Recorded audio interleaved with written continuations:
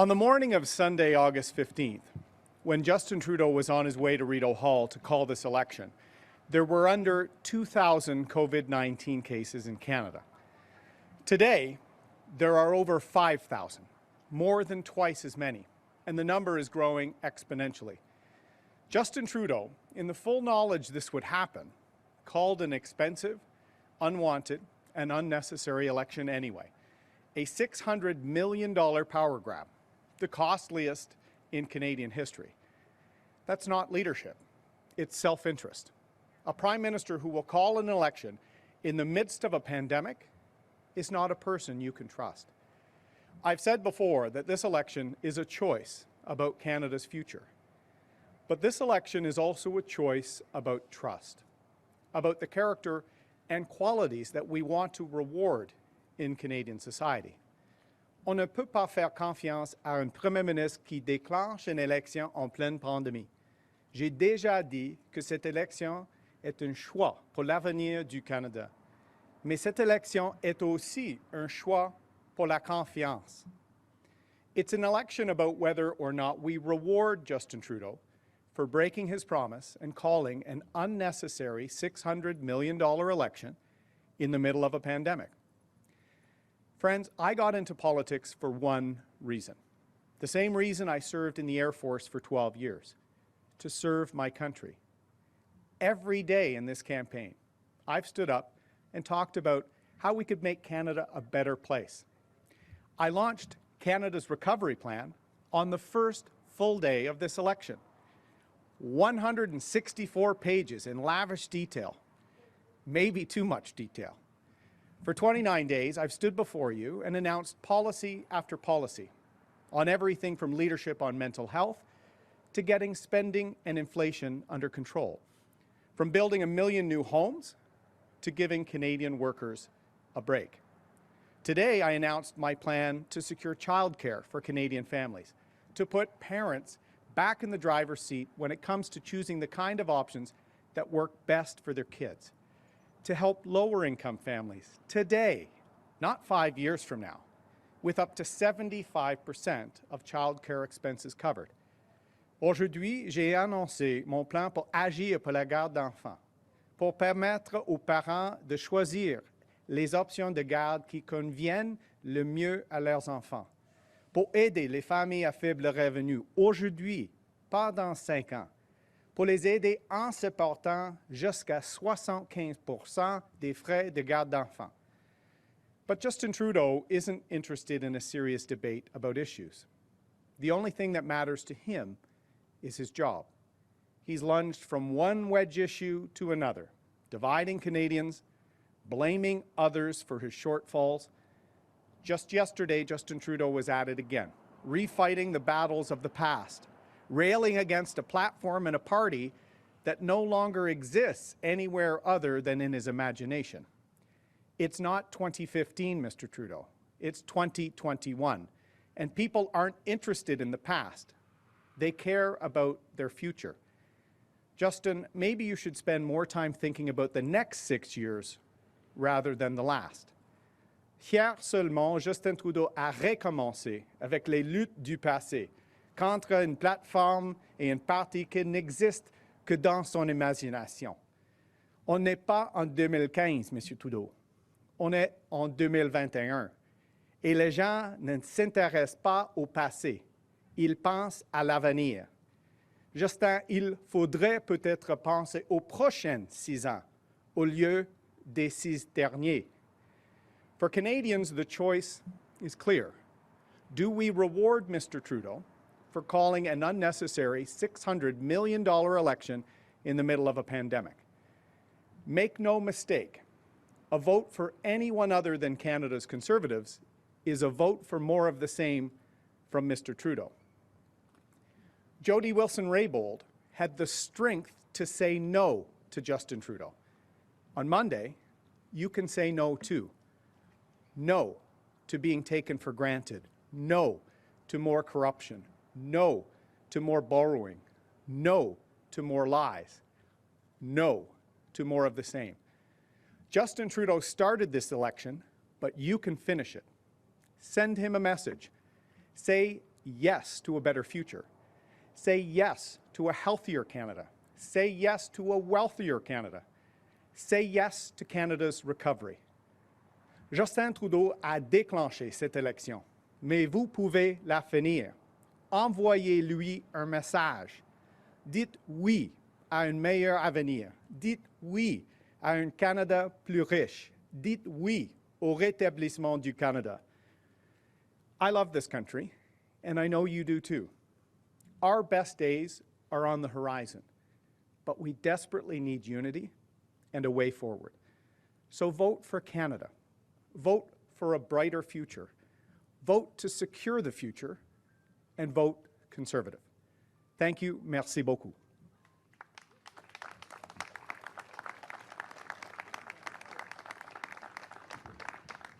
We will now be taking questions. Nous allons maintenant prendre les questions.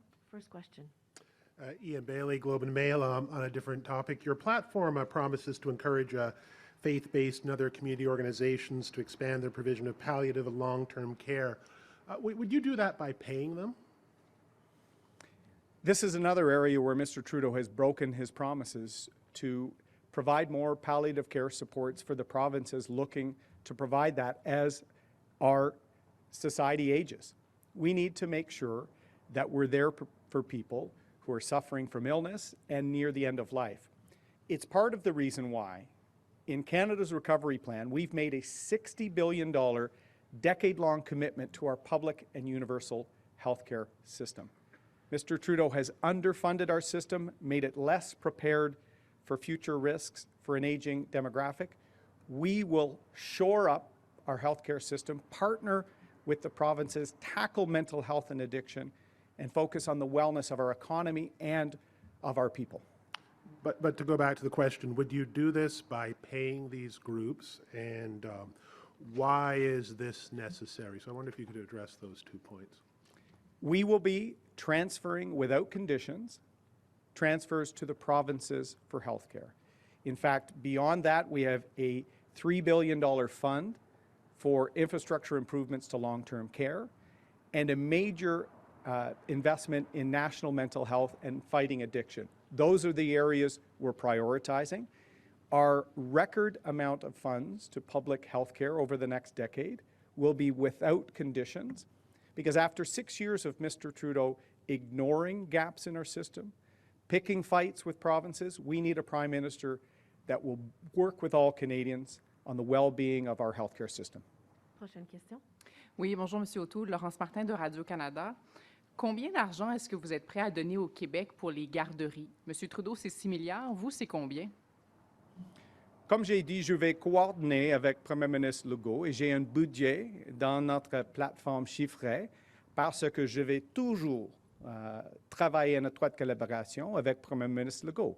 J'ai beaucoup de respect pour le système au Québec maintenant. Depuis 20 ans, il fonctionne très bien et je vais toujours respecter ça.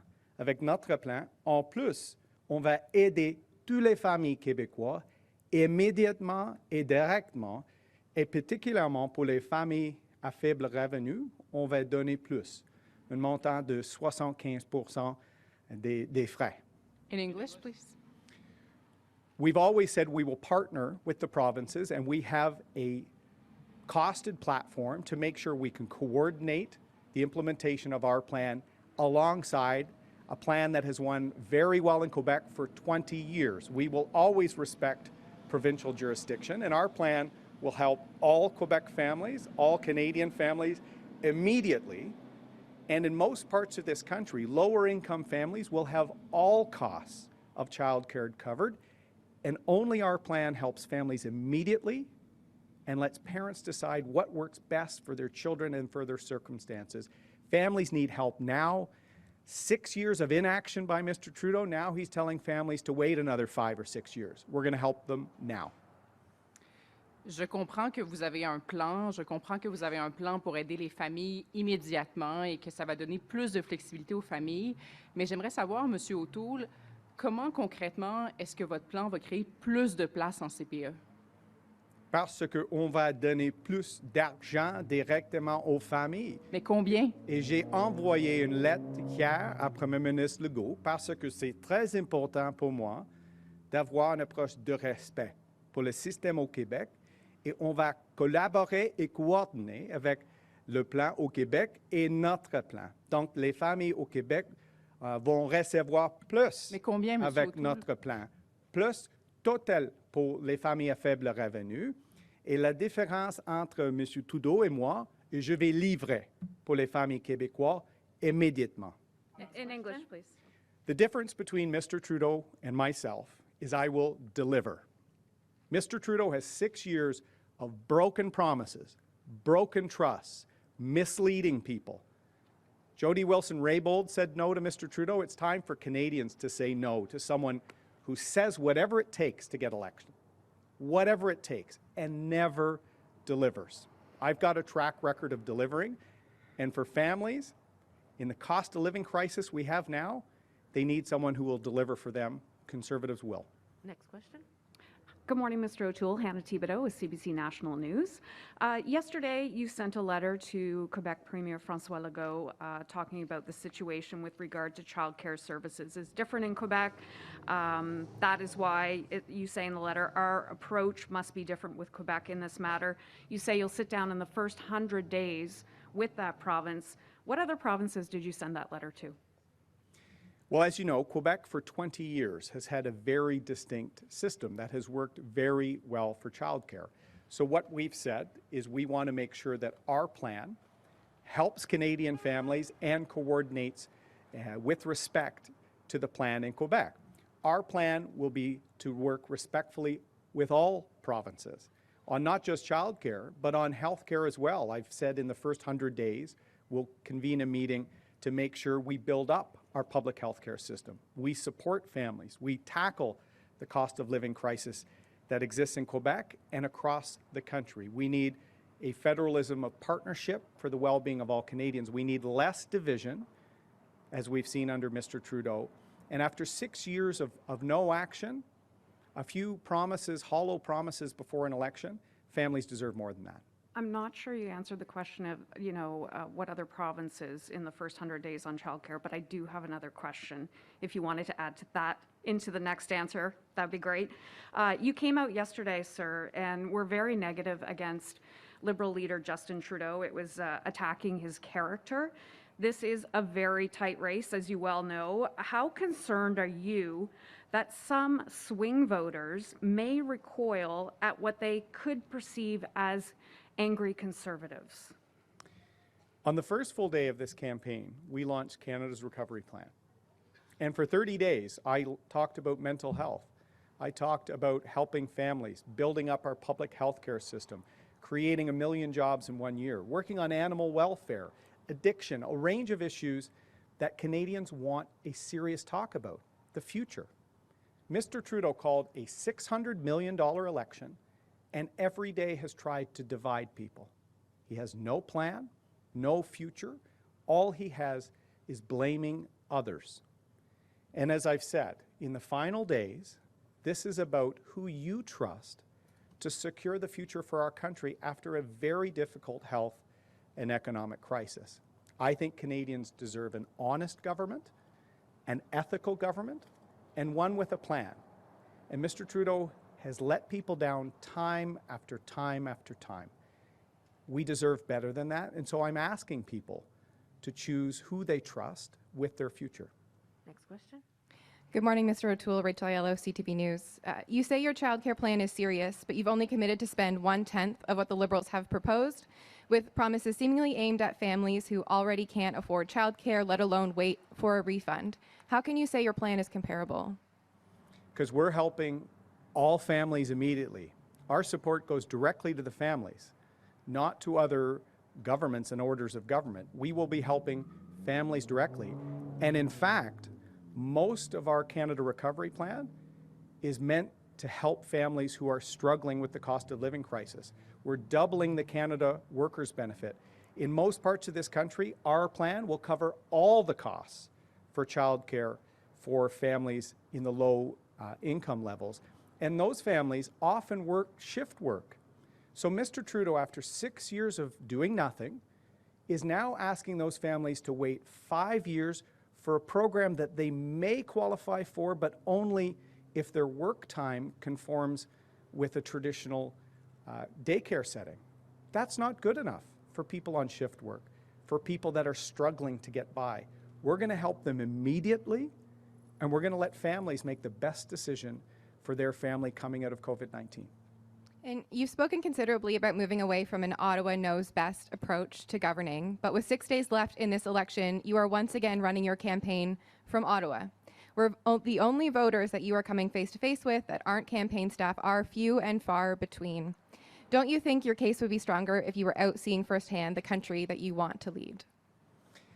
What is great is I've spoken to more Canadians directly about their hopes, fears, and challenges for the way forward. Just last night, I spoke to a father who's worried about 3 of his children in their 20s never being able to afford a home.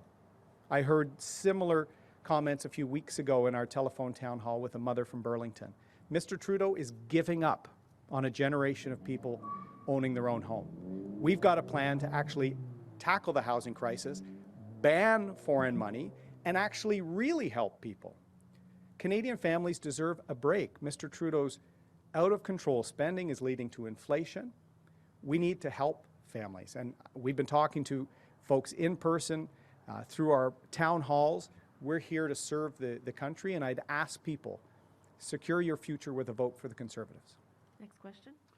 Mr. O'Toole, Michael Couture at Global National. One of the key critiques of the Tory approach on childcare is that it doesn't adequately address accessibility. It creates no new spaces, especially in these so-called childcare desert parts of the countries that don't have enough access to childcare spots. Why doesn't your plan create more spots? Our plan will help all families immediately and will create places and will give families the flexibility to come up with what works for them best immediately. And as I've said, in most parts of the country, lower income families will have all of their costs covered. We have to be there for all families right away. We can't, after 6 years of inaction by Mr. Trudeau, leave families hanging for another 5 years. They need our help now, and we're going to give parents the flexibility. All families will be better off immediately under our plan.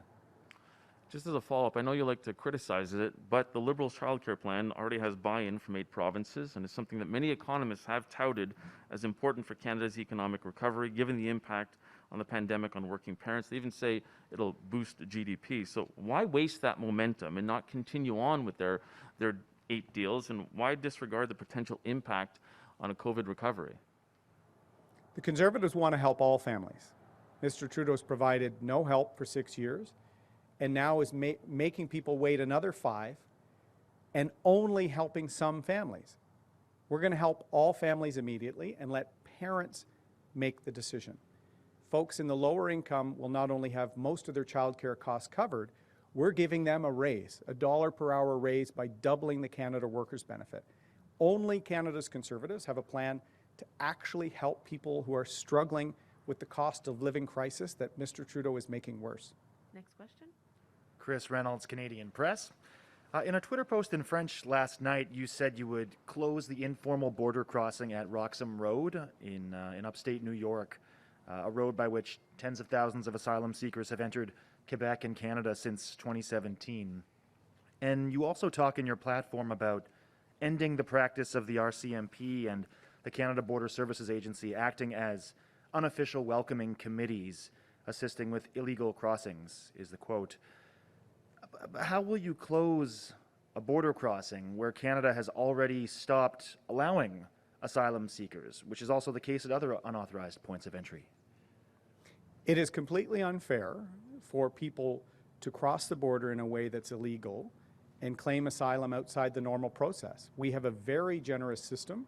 We want to keep it that way, but make sure people follow the rules and that we focus in terms of asylum support for people that are fleeing persecution. So the Safe Third Country Agreement, our approach with the United States, needs to apply to all parts of the border.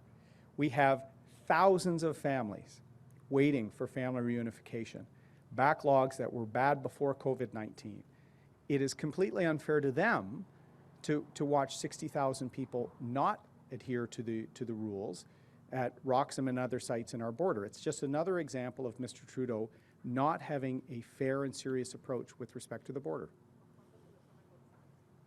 C'est totalement injuste de voir 60 000 personnes qui ont traversé la frontière dans une manière illégale, particulièrement avec des milliers de familles qui sont en train d'attendre pour leur famille avec la réunification familiale. C'est pourquoi on doit avoir une approche sérieuse à chemin Roxham et imposer l'attente avec les Américains sur la frontière. On doit régler la situation. Et comme d'habitude, M. Trudeau était là et il n'a pas une approche sérieuse avec la frontière et nos réfugiés. Your election platform doesn't actually specify how many immigrants Canada would let into the country under your government. Are you going to maintain the Liberals' goal of bringing in about 400,000 immigrants per year, or will you accept a smaller number of immigrants? Let me be very clear. Canada needs rising immigration to have an economic recovery, to secure our future.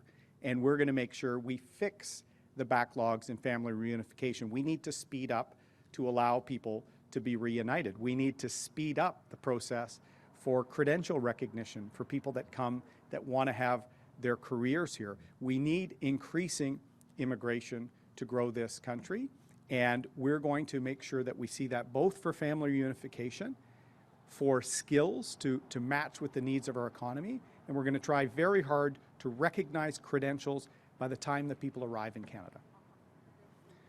On a besoin plus d'immigrants pour notre avenir. C'est très important pour notre économie et on doit régler la situation avec la réunification familiale. On va régler la situation avec les travailleurs étrangers. C'est pourquoi pour le Québec, je vais donner plus d'autonomie en immigration pour le Québec parce qu'il y a une pénurie de main-d'œuvre là-bas. On doit avoir plus d'immigrants et on va cibler sur ça. Next question. Good morning, Mr. O'Toole. Chris Selly from the National Post. I want to come at this childcare from a slightly different angle. I mean, you talk about these no strings attached transfers to the provinces on health care. That seems to be basically what you're offering Mr. Legault on childcare, but not the other provinces. And as my colleague pointed out, you know, a lot of these provinces seem to quite like the Liberal approach, albeit quite recent. So I'm just wondering, is the door open to other provinces to sit down with you and say, listen, we would like to use the money that you're offering on childcare in a different way than just this tax credit? I've said we're going to have a federalism of partnership. After many years of division and inaction and neglect, quite frankly, from Mr. Trudeau, we have a national unity crisis after 6 years of Mr. Trudeau, something that didn't exist 6 years ago. Our country is fractured because Mr. Trudeau always puts his own interests first. So I will work closely with all provinces on federal transfers for everything from health to education to the well-being of our country. That will be my approach in the first 100 days as Prime Minister, bring the country together. For Quebec, with respect to their system on daycare, they've had a 20-year system that has worked very well and is very unique within our federation. So I've said we will coordinate with the Premier to make sure that our plan adds to the situation for families in Quebec and we can have a fair approach. Oh, on doit travailler ensemble. Après 6 ans de M. Trudeau, on a plus de divisions partout au pays. Et on a besoin d'un rassembleur comme Premier ministre. Et dans mes premiers 100 jours comme Premier ministre, je vais avoir des réunions avec les Premiers ministres sur la santé parce que je vais faire des investissements historiques, mais aussi pour la garderie, l'éducation, tous les enjeux importants pour les familles canadiennes, familles québécoises. Je vais être là comme un partenaire avec un fédéralisme de partenariat. C'est dans mon contrat avec les Québécoises et les Québécois.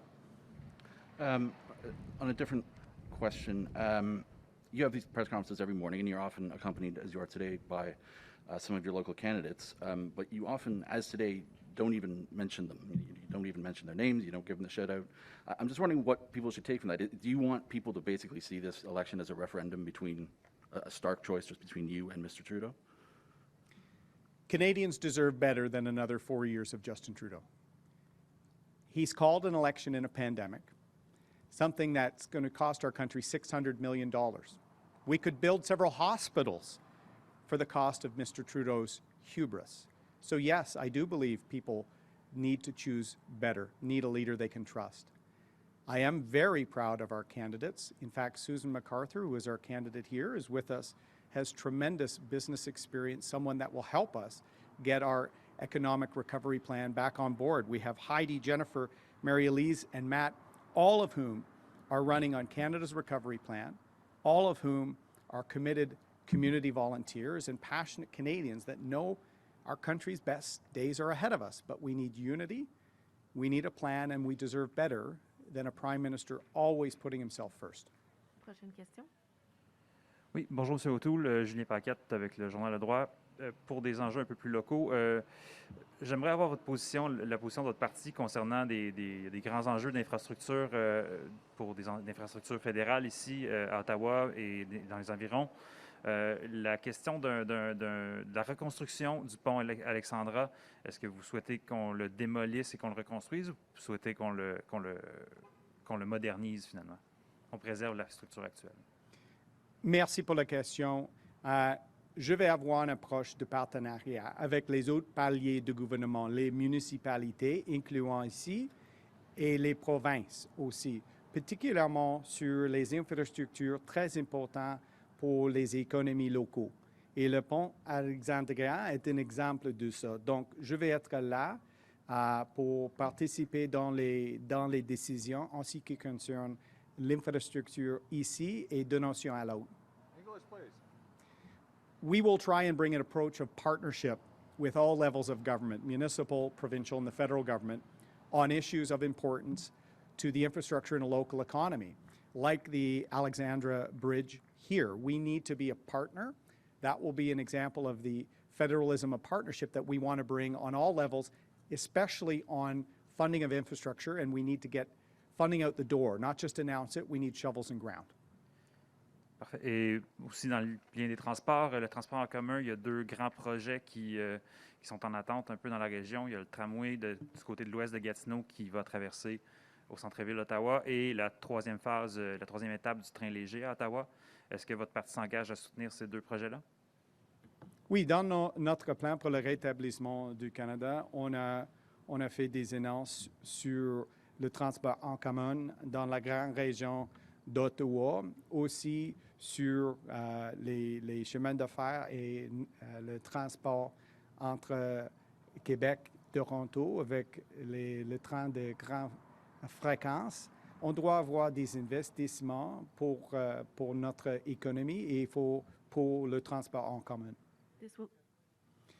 We have announced in Canada's recovery plan historic investments in infrastructure in both the Ottawa area and in terms of high-frequency rail between Quebec City and Toronto-Windsor, that corridor. The biggest thing we need to do is to see these investments not just announced, as Mr. Trudeau does. We need shovels in ground.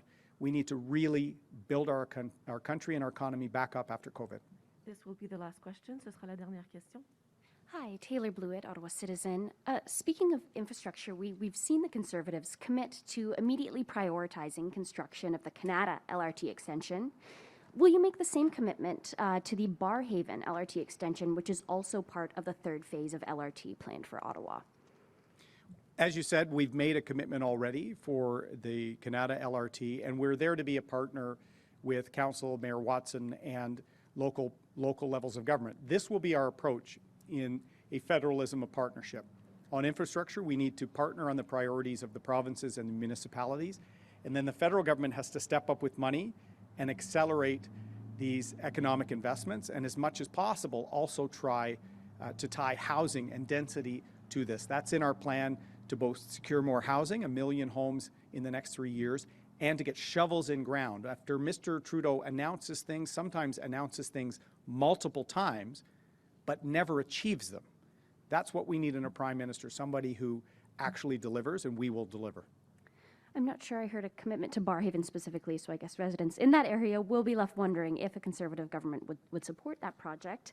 But you say this election is about character. We've seen Liberal candidates surface a Facebook post shared in the past by your candidate in Pontiac involving a racist joke targeting the Chinese community. Have you spoken with your candidate, Michel Gauthier, about this? And what, if any, steps will you take to send a message that this isn't acceptable? We are running a plan and a campaign to secure our economic future, to tackle the issues our country is facing coming out of COVID-19. Every single candidate is running on Canada's recovery plan and a commitment to tackle inequalities, tackle the issues coming out of COVID-19, which are dividing Canadians. That is my expectation for every single candidate. A positive vision for the future, an ethical team with a plan to get our country back on track. It will be all for Mr. O'Toole, you'll take today. another question? Merci. Thank you. Merci beaucoup. Thank you.